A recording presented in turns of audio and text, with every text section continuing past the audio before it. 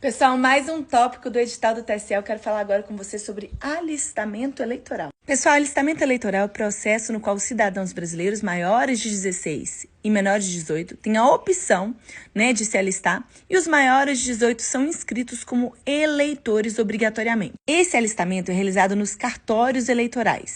Para se alistar perante a Justiça Eleitoral, você tem que ir ao cartório com os seguintes documentos: documento de identidade, RG, CNH, certidão de carteira de trabalho e o comprovante de residência mais recente. Pessoal, o alistamento é obrigatório para quem tem mais de 18 anos até os 70 anos de idade, e o alistamento é facultativo para os analfabetos, para os maiores de 70 anos que podem ou não votar e para os maiores de 16 anos e menores de 18 anos. Prof, para quem o voto é facultativo? E aí, a pessoa tem que votar? Se, por exemplo, você se alistou com 16 anos, você já pode votar.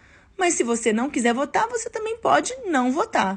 Para quem o alistamento e o voto é facultativo, o fato de ter realizado o alistamento eleitoral não faz com que o voto se torne obrigatório. Lembrando, gente, que é facultado o alistamento no ano em que se realizar as eleições do menor que completar 16 anos até a data da eleição. Como assim? Olha o exemplo para ficar mais fácil. Pedro, um jovem de 15 anos empolgado com o processo das eleições, decide antecipar o seu alistamento eleitoral. Ele completa 16 anos no final de setembro, pouco antes das eleições que acontecem em outubro. Ele já pode se inscrever? Pode. Tem 15 anos, mas vai completar 16 até as eleições? Pode realizar o seu alistamento eleitoral. Feito o alistamento eleitoral, gente, você ganha um título de eleitor, que tem um número. A atribuição do número de inscrição será feita de forma automática pelo sistema. E o número vai ser composto por até 12 algaríssimos. No título eleitoral, com essa numeração aqui, gente, o número 21, os algarismos 2 e 1, representam a unidade da federação de origem daquela inscrição. Lembrando, pessoal, que aquela pessoa que tem 69 anos, se completar 70 até a data da eleição, se ela completou 70, ela já não tem mais a obrigatoriedade de votar. Tá bom? Pontos importantes, prof. Quem são os inalistáveis? Quem não vai se alistar perante a Justiça Eleitoral? A gente já falou sobre isso, mas vamos falar de novo. Os estrangeiros, aqueles estrangeiros que moram no Brasil, não vão votar, gente. Não vão votar. Para votar, tem que se naturalizar brasileiro, salvo a condição do português equiparado. Português equiparado é o português de Portugal, que pode votar e ser votado nas mesmas condições que o brasileiro naturalizado. O português de Portugal que mora no Brasil é o único estrangeiro que pode votar e ser votado, hein, gente? Único, somente o português de Portugal, em razão dos acordos que existem entre Brasil e Portugal, beleza? Além disso, são inalistáveis os conscritos. Quem são os conscritos? Aqueles que estão cumprindo serviço militar obrigatório. Prof, todos os militares não vão votar? Não, os militares, é claro que eles votam. Agora, aqueles que estão cumprindo o período de serviço militar obrigatório, esses que não vão votar, que não vão nem se alistar na Justiça Eleitoral.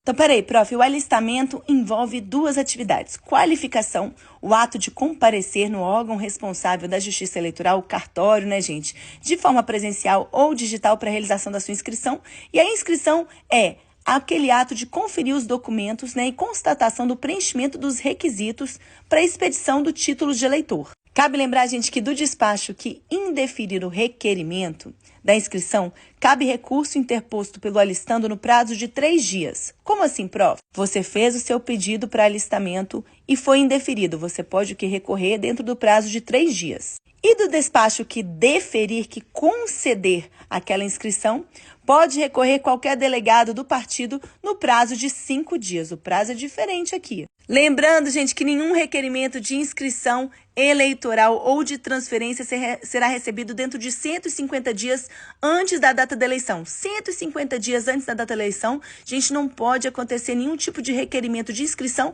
ou transferência de título. Prof, uma vez concedido meu título, eu posso perder esse título de eleitor? Gente, são causas de cancelamento. Infração dos artigos 5º e 42, suspensão ou perda dos direitos políticos, a gente já vai estudar disso. Pluralidade de inscrição, você tem outra inscrição. Falecimento do eleitor, ele faleceu, poxa vida, aí vai ser cancelado. E aquele eleitor que deixar de votar em 3 eleições consecutivas vai ter a sua inscrição cancelada. Lembrando que durante o processo até a exclusão, o eleitor pode votar validamente. Até a exclusão ele pode votar. Depois da exclusão, não mais. Então tá, prof, recapitulando, o voto é obrigatório para pessoa com mais de 18 anos até 70 anos, voto facultativo para pessoas que têm 16 até 18 anos, maiores de 70 anos e os analfabetos. Pessoas com deficiência, prof. Gente, o alistamento e o voto é obrigatório. Entretanto, destaca-se que o voto poderá ser dispensado quando for onerosamente excessivo o exercício desse direito. For muito difícil para essa pessoa votar. Prof, como é que tá na lei? Gente, como é que tá na lei? Vamos lá. Para o alistamento, a pessoa que está requerendo o alistamento apresentará um ou mais dos seguintes documentos: carteira de identidade, certidão de nascimento, documento público no qual se infira que a pessoa requerente tem a idade mínima de 15 anos. Lembra que quem tem 15 anos e vai completar 16 até a data das eleições já pode providenciar a sua inscrição? Pois então, além disso, documento que congênere ao Registro Civil expedido pela Fundação Nacional do Índio, FUNAI, no caso do índio, documento no qual se infira a nacionalidade brasileira originária ou adquirida da pessoa requerente. Prof, quando eu não me alistar? Pois então, aí você vai estar diante dessa situação do alistamento tardio. Situação em que a pessoa perdeu o prazo para realizar o seu alistamento. A tempestividade desse alistamento, gente, ocorre entre os 18 e 19 anos. Entre 18 e 19 anos, você pode se alistar sem ser considerado tardio. Entretanto, se você não fizer isso entre 18 e 19 anos, você já vai Já vai ser considerado o alistamento tardio se você perdeu esse prazo. Prof, e eu que era estrangeiro e me naturalizei brasileiro? Gente, caso do brasileiro naturalizado, o prazo de alistamento corre a partir do momento que ele se naturalizar.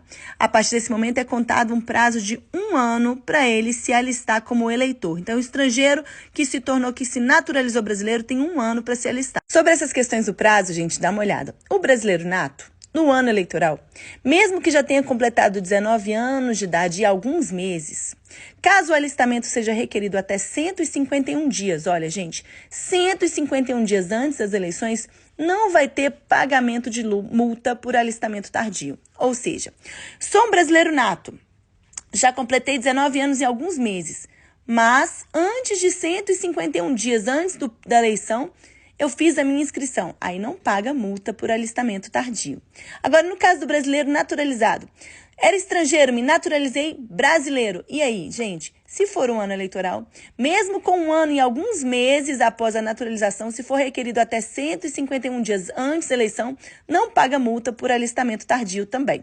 Prof, e o alistamento no exterior, como é que ele funciona? Gente, a pessoa brasileira, nata ou naturalizada, residente no exterior, mora nos Estados Unidos e que tenha requerido o alistamento ou transferência para a zona eleitoral do exterior até 150 dias antes do pleito, poderá votar nas eleições para presidente e vice-presidente da República. Esse cadastro eleitoral de pessoas brasileiras residentes no exterior ficará sob responsabilidade e juízo de uma zona eleitoral do exterior, situada no Distrito Federal.